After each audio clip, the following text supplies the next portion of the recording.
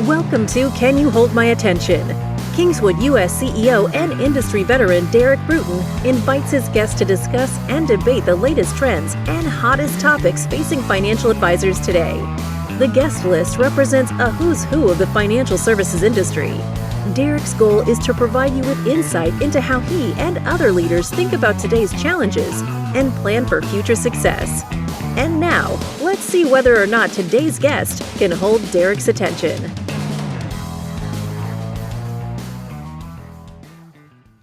All right, friends and colleagues, welcome to Can You Hold My Attention? My goal with this podcast is quite simply to drill down into topics which I understand from hearing directly from different constituents in this industry are the most important to them. I'm going to address these topics at pace with my guests, challenge them where they've never been challenged, and only stay on conversations that are holding my attention. And I'll leave it up to you whether you've gleaned something from this that will benefit you professionally or personally. But bottom line, give me 20 minutes of your day and I'll make sure it's time well spent. So we're going to talk about mergers and acquisitions in this industry. And, I just wanted to start. My dad calls me a few months back and asked me what I thought about a story he read of a Canadian firm buying an American wealth management firm. And he was referring to CI Financial's acquisition of Balassa Taverno in Chicago. Now, first of all, my dad is the last person I thought that would ever ask this question. This is my dad, after all, who I love dearly, but he doesn't know an RIA from the CIA. And he's been telling his friends for the last 15 years that his son is in the same industry as that Madoff guy, but that, Derek's a good guy and he's not a crook. So I got that going for me. My point here is that even my dad is aware of this massive consolidation and this trend of M&A in the financial services industry. There were a record-breaking 55 transactions that took place during the third quarter of this year. That's the most active quarter in the history of the wealth management industry. Am I surprised? No, not at all. This sleeping giant came back to life after a slow second quarter this year. And naturally, because advisors were just really focused inward on their clients, doing deals wasn't top of mind amidst the COVID pandemic. And they just sidelined deals, but they're roaring back. And, I'm not going to go into all the stats. You can look those up. But let's just say industry consolidation, particularly in the RIA space, it's an Oscars party, it's a Super Bowl party, and the most raging of bar mitzvahs all wrapped into one. And so many people in this industry want to be at this party. But let's dive right in and talk to someone who's oftentimes the host at this party. I'd like to welcome Liz Nesvold, who's the managing director and head of asset and wealth management investment banking at Raymond James. Now, that's a big title and a big job, but Liz's success in this industry is an even bigger story. She spent nearly 30 years bringing buyers and sellers together, engineering deals, and making a lot of people happy and wealthy. She has over 200 deals to her credit, and I'm pretty sure by the time this podcast ends, she will have an injury yet another. I love the game of tennis, enjoy playing, watching, and taking note of the most talented players out there. And to me, without question, Liz is the Serena Williams of investment banking. So hello, Liz, and welcome. Thank you, Derek. That is quite a welcome. I'm delighted to be here. I'm betting your backhand is better than Serena's knowledge of RIA multiples. What do you think? I'm not sure. She's a pretty tough, smart cookie. Well, let's jump right in. I pointed out that we saw indications in March and April this year that this pandemic had stunted M&A activity. But it seems like every single day I'm reading in any one of the publications about a new acquisition that was announced, and that activity is as strong as ever now. What are your overall thoughts on the space right now? Oh, my goodness. Well, you hit the nail on the head. It really did come roaring back from the second quarter. And it's been quite a busy industry for, let's say, at least the last 4 or 5 years, where in many of those years, we've hit record-breaking numbers in terms of the number of firms that have transacted. But a bit of what we saw in the third quarter, I'd love to say, let's annualize that, and that's the new pace going forward. But a fair bit of that was pent up demand from a very slow second quarter. So the year, I'm not sure that we'll break any records this year, given the second quarter slowdown, but there are a lot more eyeballs on this space than ever before, is probably the best way to say it. And there are a number of new entrants coming into the space. There's a lot more capital, and there is certainly a lot of continuity planning need. So I don't expect the pace to abate dramatically at any near point soon. I agree with you. And I was reading a report by Echelon Partners, who a lot of people know in this space is doing a lot of work. And they said the average deal size in the third quarter was nearly 2 billion in assets under management. So is this party, are you seeing this party really just reserved for the larger firms out there? No, not at all. Not at all. That data point will be skewed by some larger transactions that occur. So for instance, you make reference to one in your opening, and Balassa, Denverno, and Foltz, that was a good size transaction. So for every $5 billion firm that transacts, you can have some firms that are $1 billion to $2 billion and still, and even lower, and still end up with a $2 billion average. But I think we're seeing firms across the spectrum transact. In terms of need, there are probably more firms below $1 billion that need to think about this. But certainly we're seeing some larger firms either seek capital, maybe recap the business because they've had an investor who's been in there a little long in the tooth, or we're seeing some first-time firms transact that had grown organically and gotten to a point where they want to institutionalize the business and take it to the next level. And that may include a partner. Well, let's hit on that, because that's a good point. I was talking to an advisor the other day who's contemplating this, and he goes, Derek, you can't run a marathon on an empty stomach. And, he was referring to the fact that he doesn't have the resources. He doesn't have the people and the talent really to scale up his business right now. And he's at this, inflection point where he's saying, do I sell, or do I make investments and maybe take a hit to my margins and grow my business? So at what point in the evolution of a business does an owner just say, it's time to sell my business? That's a good question. And it comes down to the ownership makeup and really where are they in their business evolution. There are many owners and in RIAs, as you rightly point out, that have had wonderful practices, small businesses, and to take your practice into what we call the valley of death. I have to give a nod to David Patrick, who taught me that term, and bring it back out, reinvesting heavily, foregoing compensation distributions as owners to get to that next level of institutionalization is scary.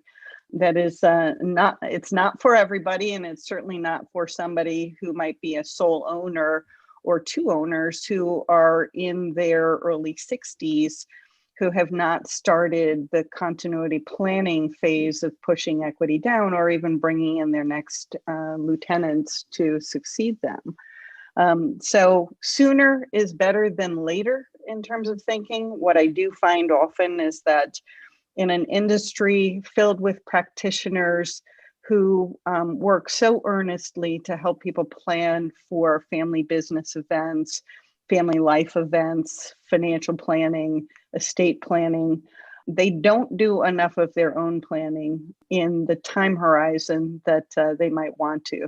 And sometimes it's some event that nobody ever plans for. We're in a pandemic now, that's certainly one of them. But sometimes a health scare prompts people to sit up and take notice.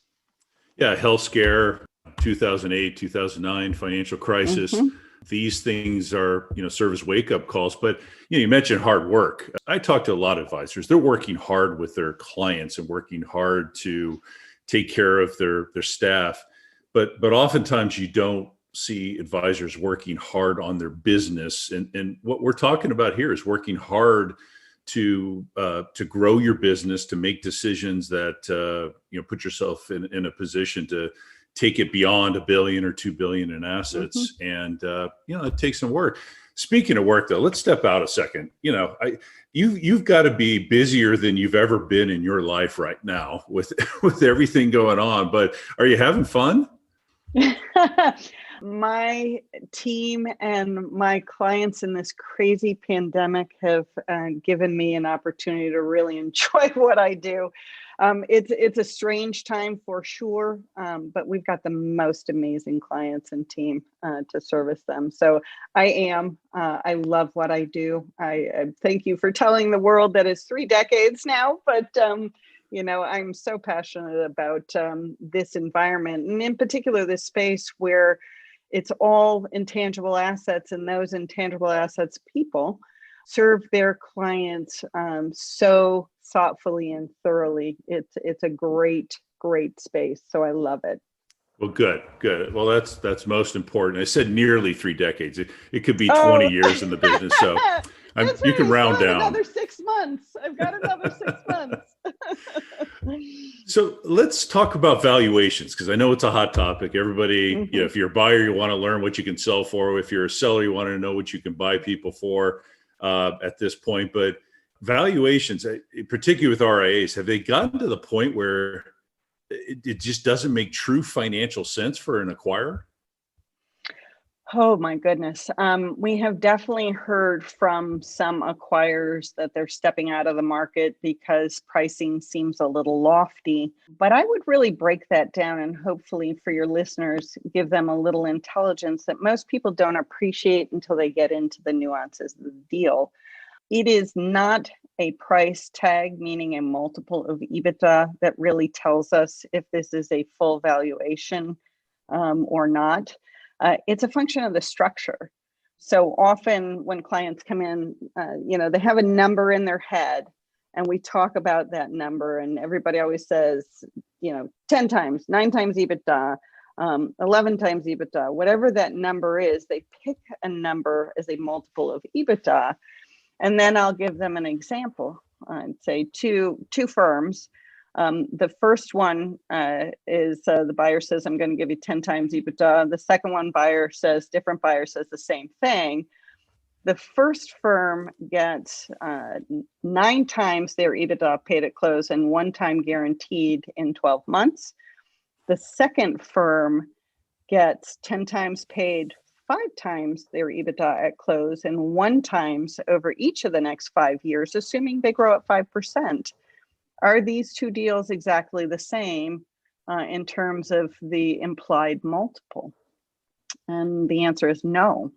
Right. If you look at it on a time basis, so financial planners spend a lot of time projecting and discounting. We do the same. If you look at these 2 examples, the first deal is pretty close to a 10 times multiple. The second one is maybe 8.7 or 8.8 times EBITDA if you look at it discounting at maybe a 10% growth rate. And then you layer in something else. So let's say the buyer says, if you don't grow at 5%, I'm going to give you a haircut on what is called an earnout. Right. And let's say they give you 50 cents on the dollar if you grow at half the growth rate. Now what we're really talking about is a multiple of 6.9 times EBITDA versus the other one who got nearly 10 times EBITDA. Those are radically different valuations, and it all comes into play through structuring. Interesting. Okay. Interesting. What are those qualities that, command a premium, and likewise, what are the qualities that take down a valuation? That's a good question. The firms that I see that generate the highest market premium tend to be firms that have both the qualitative and the quantitative factors in mind as they're presenting themselves to the market. So when I say qualitative, we think about the depth of the team, the skill sets that they bring to bear, maybe brand recognition in the local market, a happy growing clientele. When I think about the quantitative side of the equation, it is logical things like, have their assets been growing at a fast pace? That's not a perfect correlation to value, but it's certainly a helpful indicator. Are they profitable? Are they nicely profitable? So firms that, if I had to boil it down into two factors, one qualitative and one quantitative, the people, the human capital matters the most in terms of engagement with a third party. And not everybody clicks the same way with another party. So it's that click factor, and it's hard to gauge up front. That's why it's really important to find cultural fits between buyers and sellers. And then on the quantitative side, it's organic growth. That is the single most influential factor when you think about valuation, because a lot of these firms sort of hit terminal velocity. They get to a certain point, and we use $1 billion all the time. You get to $1 billion, and then you sort of grow in dribs and drabs. And more often it's market helps you, clients using their assets hurt you, and maybe you're stuck at $1 billion. But organic growth, the ability to develop business independently, is a very, very influential factor. In terms of the negatives, there pretty much isn't any negative that somebody can have that wouldn't still generate some interest by the right type of buyer. So somebody could be unprofitable. Could be solved through a partnership. They could be losing clientele out the back door. You got a risk mitigate structure, still could be solved. You could have a CEO succession dilemma, could be solved. Somebody's going to jail, maybe that's the one we can't solve. But that being said, sometimes firms are too profitable and they just simply haven't reinvested in the business. And that's actually a negative to buyers. People always talk about my margin is this, my margin is that.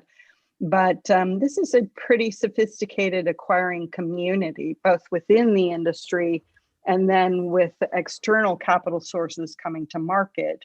And parsing through a business to see that somebody has a 50% EBITDA margin and they have a staff that is, barely able to breathe because they're so under-resourced, that will definitely be a negative on valuation. Right. It makes sense. I've so many times in my career, I've talked to advisors who talk about investments in their business or talk about money they're spending. It's either categorized as an expense to them or as an investment to them in many cases. And those that characterize it as investment have really focused on the growth of their business and are willing to look at some margin devaluation because they're looking at the growth of their business and they're investing in it. And so many people just don't think that way. But, going back to your point about positives, and I look at distribution, firms that have some sort of way to grow through distribution. I've seen people with newsletters or radio, TV shows, or perhaps they have a niche in their business that they really want to amplify and go after. And those firms seem to, when you start hearing, granted you have inside knowledge, but when you start hearing about valuations that get above that 12x EBITDA multiple, it seems like they have that quality in their business. To your organic growth point. Absolutely. Yeah. Where are there, if you look across the industry today, where are there, and I'm not just holding you to the RIA space, but also in other parts of the industry, fintech, or wealth management, the asset management side, where do you see some potential value out there? Perhaps some areas of the industry that just have been overlooked that there's potential and buyers can get in perhaps at lower multiples. Sure. That's a good question. Let me think on that for a second. And I guess I would say, in terms of firms that may have been more on the money management side, so they could have been managing money for individuals and institutions, a number of those firms who really aren't known as a product specialist, but really high quality money manager, have begun to pivot into wealth. So they might be the old name for this business might have been investment counsel. That might be how they describe themselves. But there are a number of these firms that are starting to push a little bit more into wealth and adding some capabilities, adding planners. And this is an area where somebody might have said, well, that's a large cap core manager, I'm not interested. But they actually do a fantastic job on an after-tax basis, driving for tax efficiency for their clientele, bringing in a blend of open architecture. But they, again, fell in that category where it looks more like a product manager than a service provider in the wealth space. This is a really interesting opportunity to look at firms that are making the pivot. There are a number of firms, I would say, in the consulting space that might have been more traditional pension fund consultants that pivoted their model into OCIO, outsourced chief investment officer model, and then also into consultancy for family offices. That's a very, I would say, up and coming and attractive space. Let me think where else you could pick my brain so everybody runs to it before I get there. Impact. Impact is starting to take hold, but there are actually some really high quality firms that are under the radar screen that have these wonderful capabilities that can be brought to bear for some larger platforms that may have embedded distribution in their own high net worth clientele. Right. Well, you've got such, with the 200 plus deals that you've done in your career, and largely most of these and, private deals that where folks like myself and the average viewer reader can't really understand what was paid for these businesses. You've got such a great sample size to go from. And going back to what you're saying earlier, when you've got clients either on the sell side or buy side that are looking to do a transaction, you can pull out so many examples of who's done it right, who hasn't done it right, and who's sort of benefited from the outcomes. And I think that's great, and testament to everything you've accomplished over there. Thank you. Appreciate that. So let's move on. I want to talk about maybe firms we're not the average listener doesn't think about. Amazon was a bookseller that morphed into this, the undisputed leader of commerce. Netflix used to send me DVDs in the mail, and they've totally revolutionized the way we see video content today. Who would you say are potential disruptors in our industry? Maybe companies that aren't in retail wealth management today, but have the potential to get there. Wow. That's a tough one. Told you I'd challenge you. Oh my goodness. You know what? There are a lot of tech giants that have VC investment vehicles, and they're making, and again, I pride myself on confidentiality, but some of these giants with their CVC corporate venture capital funds have actually made investments in firms where they're trying to understand the nuances of the business. And my guess is some of the big names that will make a foray into this space. We don't know exactly how and through what medium, but, and I'm sorry not to give you a name, but anytime people start an investing vehicle around, wealth tech, fintech, and they study the space, often we see somebody enter the space. And so I'll give you an example. We represented a firm called Advisor, ADVIZR, wonderful, cool kid on the block financial planning tool. And Advisor took capital. We did 2 rounds. First one was with Franklin and SEI, and the second one was with Western and Southern. And interestingly, for Franklin, who had been looking at their own business model, and this is a very well-run organization that may be still dubbed an incumbent firm, one of the legacy names that in money management, but they brilliantly started to make some investments in firms to understand the shifting marketplace. They acquired from us a firm called Advisor Engine, which I think you know that CEO, Rich Cancro, for an ability to start to pivot the model, leverage relationships that they have, and think about different forms of distribution. I'm going to wager a bet that this is going to be a home run for them. But again, so much of their foray in was let's study the market, let's make some investments. And with Advisor, that ultimately was acquired by Orion. But it was an early chance for them to enter as an enterprise user, figure out the model, understand where the leverage points could be, and get a toehold into some wealth tech solutions that could be beneficial to their broader communities. Right. Yeah, it's interesting. You mentioned the private equity firms, but there's, a lot of firms out there like Amazon, for example. They've got the capital, they've got the brand recognition, the marketing muscle. And they have one thing that my daughter always reminds me of. They've got data, and data is king, as we know in this business. What they're missing is industry experience, a track record, relationships. And these are all things that they can acquire themselves right into. And, I think we're going to see somebody like that over the next 3 to 5 years that gets in a big way where, you and I are just sitting there scratching our heads saying, really, them? Why them? And I think that's healthy for the business. I think it's healthy for the American investor. We've got time for one last question, and I'll just quickly ask you, when you've looked at, as you've done a lot of transactions, you've seen the transition periods that people go through after the transition or after the transaction's completed.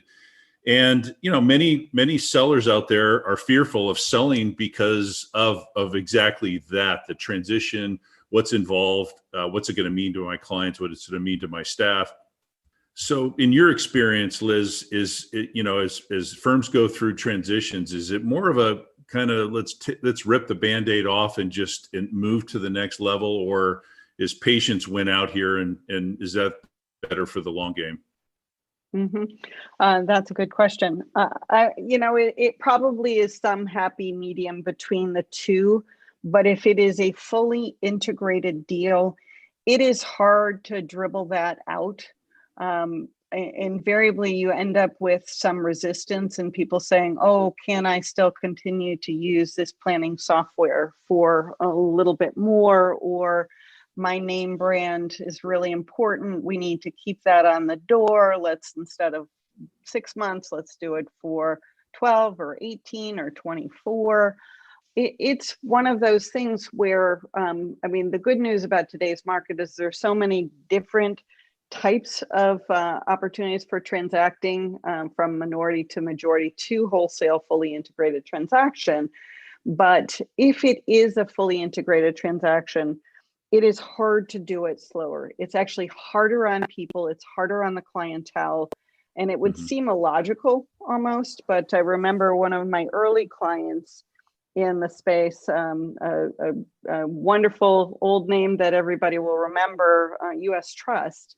And that CEO and Vice Chairman, Jeff Moore and Mary Beth Ray, said consistently, at closing, the brand changes. At closing, we'll begin to morph over to this system. At closing. And it was a tough thing to have that conversation. But at the end of the day, they built a much more seamless national brand. And it enabled people to take advantage of the hub and spoke system. So it was much easier to build a national integrated brand in that model than to give people their own time horizon to come to the realization that an integrated solution is a better solution. Yeah, and I can imagine that's tough. That's great advice. Tough for some people to follow, especially if they've, built their baby up over the last 30 years and now to sell it. But I completely understand what you mean. Well, Liz, thank you so much for your time this morning, for your valuable time this morning. I wish you the best of luck this year. I think you will not suffer from lack of opportunity. But you will be successful. And like I said earlier, making a lot of people happy. So thank you for your time and best of luck to you, and enjoy the holidays. Thanks to you as well. All right, everyone. Thank you very much for listening, and we'll see you next time.